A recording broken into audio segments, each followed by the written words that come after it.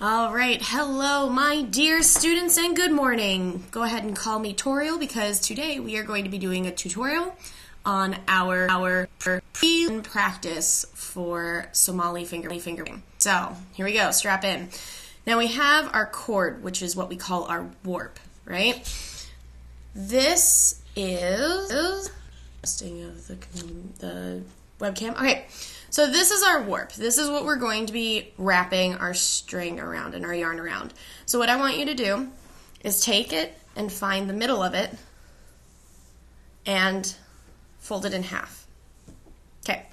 Now take a wingspan worth of yarn and you're going to find the halfway mark of that yarn too, which is right here. Now, I'm going to place this around here like so. But if I just left this here, there would be nothing keeping this from falling off, right? That doesn't really make sense. So what I'm going to do, I'm going to take this, and you see how there is a top and a bottom? Let's try to find it. A top yarn and a bottom yarn. Well, we're going to flip those. So the bottom yarn is going to come up to the top. We're going to flip it over. And the top yarn is going to come to the bottom and go through. So now you see I've made a figure 8, right? Right like this. This is how it should look. Now a lot of kids, when they first start doing this, they go way too close to the end and it starts to look like that. But I want you to make sure there's this little bunny ear right here. So I'm going to do that one more time. So we have our warp halfway, we have our yarn halfway. We're going to bring it in. We're going to flip these two so that the bottom comes to the top and the top comes to the bottom, and then bring them out on the other side right here. So you can see if you look closely, if it refocuses, hopefully it does. Maybe it won't. Right.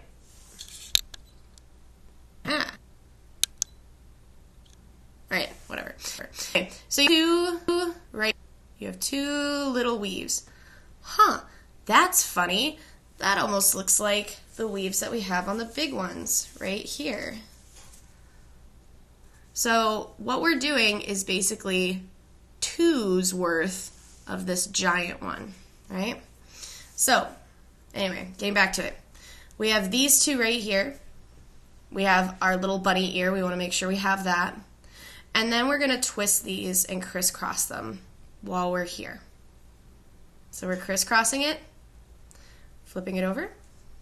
So we've crisscrossed it, and now we're ready to crisscross them again between these two. So here's what I'm going to do. I'm going to take the top one. I'm going to bring it to the back. Do you see that? I'm going to bring the back one, bring it to the forward, right? So you see that I have now crisscrossed in between our warp. Dun, dun, dun. Okay, and then we just bring it forward, right? So I'll do it again. We're going to turn this over so that our yarn is on the left side. We're going to crisscross, then go in between the warps and crisscross again. So the front goes to back, back comes to front, and then we go to the next side. Ta-da! Now, you can see that my stitches are a little tighter than yours might be right now, so what you can do is just kind of tug on this a little bit. And also, if you have holes like what I have here, you see that you can see the warp through the yarn. We're just gonna gently bring it back down. And I'll keep doing this so that you get the idea. And once you have it, then feel free to, go ahead, seek out your fortune in weaving and continue forward. So I crisscrossed. Then I'm going to take this warp and move it over, bring the back to front, front to back, right? And then, it got tangled. It's like a Disney movie. All right, and then bring this over and tug, tug, tug. Now this yarn seems to have a little frayed edge, but we like frayed edges here. We're in art. We're in the business of art, right? All right, so this is what it should start to look like as you move forward. So we go around, crisscross. We go forward to back, back to forward.